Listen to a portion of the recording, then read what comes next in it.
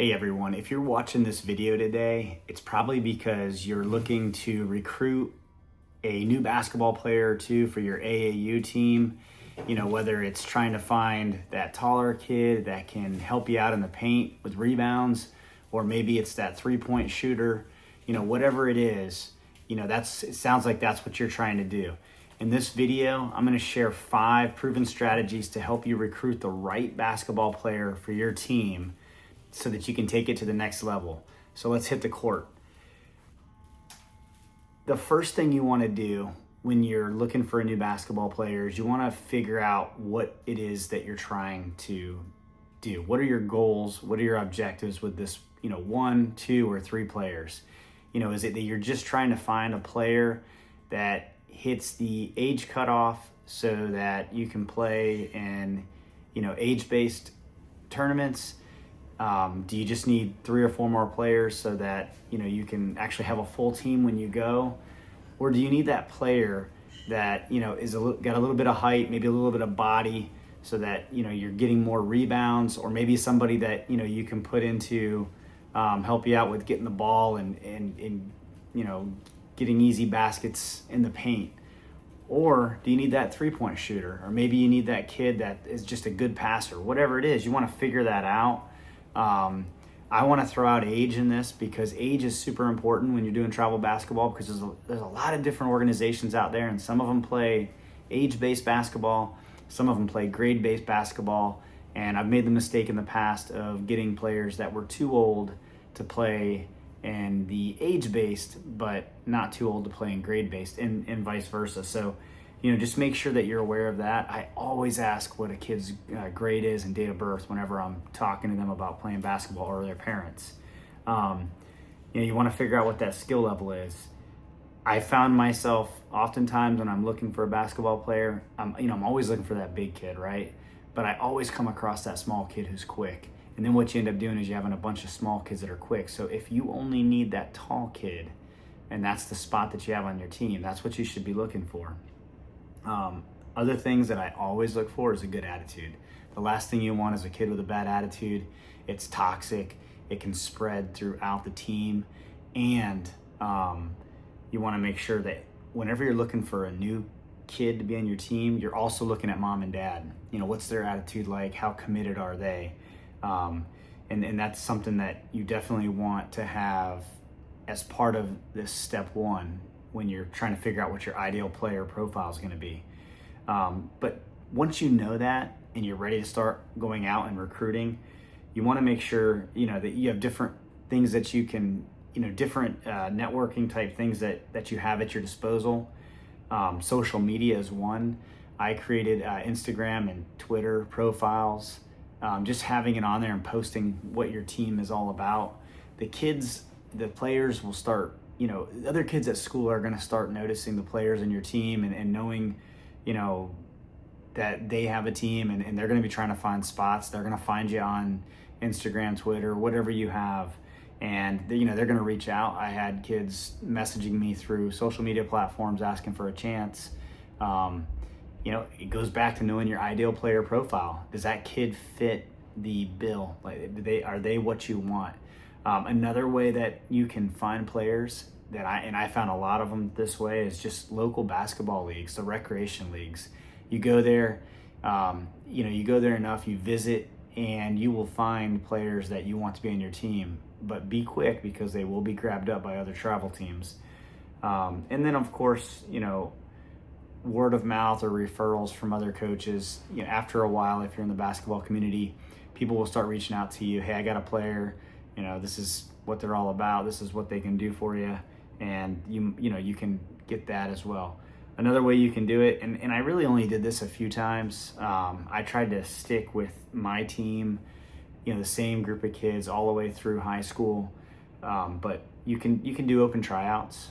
That's also a good way to raise a little bit of money for your team. You can charge, $15-20 per player. That'll help offset the cost of the gym, and you might be able to have a little bit extra that you can put back towards your team. But yeah, doing an open tryout. But just keep in mind, you do an open tryout, you're probably going to get 20 or 30 kids, and if you only need one, that's pretty rough, especially when parents are like, I don't understand why this kid didn't get it, or my kid didn't get it over this kid. So, if you're looking for a number of kids, open tryouts are great. If you're looking to change up your whole team, open tryouts are awesome. I will have videos and other resources on easy and effective ways to host a tryout so that I can take a lot of that guesswork out for you. Another option here for finding players is just simply, networking with other coaches and basketball leagues, or even kid programs, youth programs, after school programs. The YMCA, boys club, girls club, middle school, high school coaches can also help you find good talent.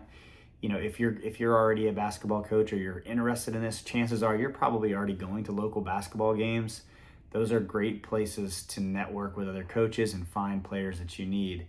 If you're doing this and you've got coaches that run other travel teams, maybe they're older or younger. Sometimes those kids on their teams have older or younger brothers and sisters. Latch onto them, talk to them about your needs. Remember that ideal profile. Go back to that. Hey, I need a kid that can pass really well, or someone that has good basketball IQ, or someone who can see the court. Let those other coaches know. They also might be able to help you out with an assessment of what you may need to help you figure out what that ideal profile is. Sometimes you just may not know. And then the last one that I'm going to talk about is more for when you get your player, but this will help you in your recruitment strategy as well. It's just building relationships with your parents. You're gonna find players that you want on your team, and they're gonna hit the everything you need for your ideal player profile. But there's always going to be one or two things that are going to make the parents want to say, well, I don't know, maybe it's too expensive, maybe the time commitment's too much, he's got school or she's got school.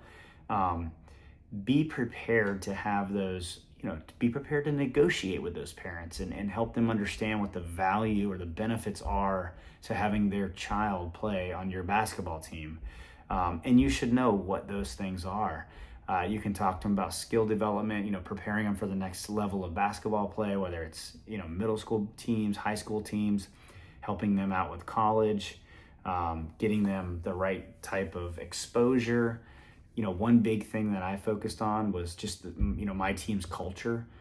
All the families that were part of the team were cohesive. They were friendly with each other. They took care of each other. It was a family. I don't know what your team culture is going to be, but sell that to the parent. You won't have to if you're doing it well. The other parents will, but just be prepared for that. You're gonna get them to throw denials up there why they can't do something. It might be time. I would say probably costs were the biggest things that I dealt with on some players, but also time commitment as well. Moms and dads don't always want to drive their kid 2-3 hours away for a basketball tournament.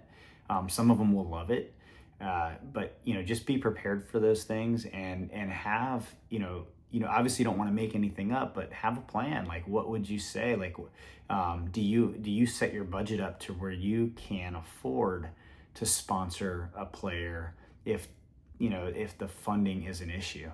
I did that plenty of times where I would absorb costs through other fundraising techniques and also get the players involved in fundraising techniques. It's gonna create a little more time for you because or parents that volunteer to go out and do fundraising, but there are options out there. But you just got to have kind of an idea of what you're gonna say or how you're gonna resolve that issue. So today was just to go over some ideas for how to find those basketball players and just to kind of get you thinking and maybe inspire you a little bit to figure out like, hey, what do I need as a basketball player, and then how do I get it? And I hope I gave you a few ideas on what you can do to make that happen for yourself. I have a lot of content that I try and push out. I'm focusing more on new basketball coaches that want to start travel or AAU basketball teams. So if this is content that you get some sort of value from and it's helping you, please do me a favor.